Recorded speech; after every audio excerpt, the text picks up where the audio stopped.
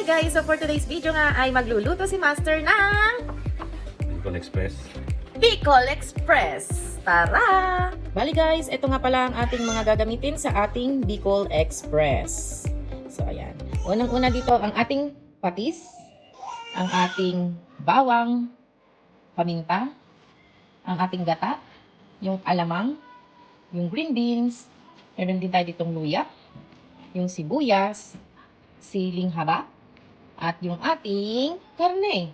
So, yung karne, guys, ay kailangan hugasan ninyong mabuti. And then, itong mga to, yung mga green beans na yan, at saka yung siling haba na yan, lahat yan nahugasan na. So, tara, umpisahan na natin to. So, dito guys, ay nagpapainit na nga tayo ng mantika. Ayan.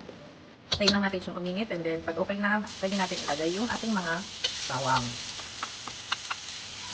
Haluin nyo lang mabuti hanggang sa siya ay maluto. At ito nga guys, ay luto na ang ating, ano ba yan? Bawang! Pwede na natin ilagay yung ating sibuyas. Pwede na ilagay yung sibuyas, isakay na natin dito yung luya. Yan. Tapos haluin nyo lang ulit, haluin nyo lang sa basta maluto. Again. Ang sibuyas, luto nyo mabuti dahil pag hindi yan naluto mabuti, ang sibuyas ay magansa. So, ayan guys, luto nyo lang mabuti. So guys, habang niluluto ninyo yung bawang sibuyas at saka luya, pwede na tayo dito maglagay ng alamang. Alamang guys.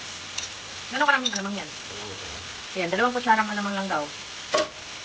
Tapos, haluin nyo lang din yan ulit hanggang sa humalo siya doon sa ating binigay sa bawang sibuyas at saka luya. Dito nga guys, ay luto na yung ating mga ginigisa na bawang sibuyas, luya at saka yung hinalungan natin na alamang, ay pwede na natin ilagay yung mga karne natin.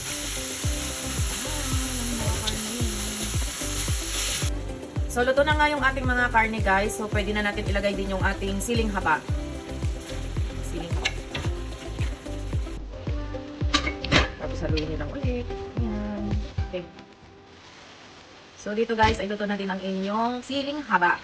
So, pwede na ninyong ilagay dito yung green beans ninyo. Tapos, may lalagay din pala kami dito na talong kasi may isang talong na nag-iwan sa rep. So, sinama na namin. Optional lang naman yan. Pero, pwede naman hindi kayo maglagay yan. So, ayan. Haluin nyo lang ulit. Hanggang sa maluto siya. And then,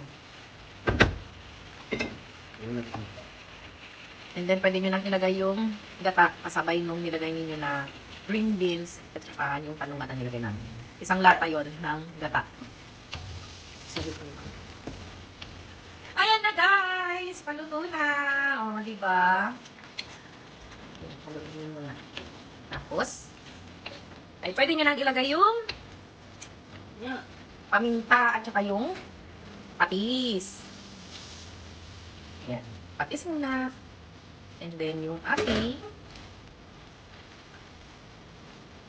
ano yan? Suka. May suka pa pala. Patis at saka suka. Ayan, patis at saka suka muna pala ang ilalagay ninyo. Huwag nyo muna ilalagay yung paminta. Ayan. Huwag nyo daw haluin pagka nailagay ninyo yung suka at saka yung patis. Huwag nyo munang hahaluin. Tapos ayan guys. Luto na ulit siya. Haluin nyo lang kasi kanina hindi nyo nahalo yung suka at saka yung patis. So ngayon pwede nyo na siyang haluin. Pwede nyo na ilagay yung ating paminta.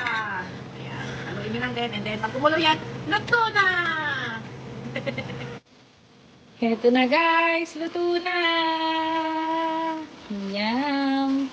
Mga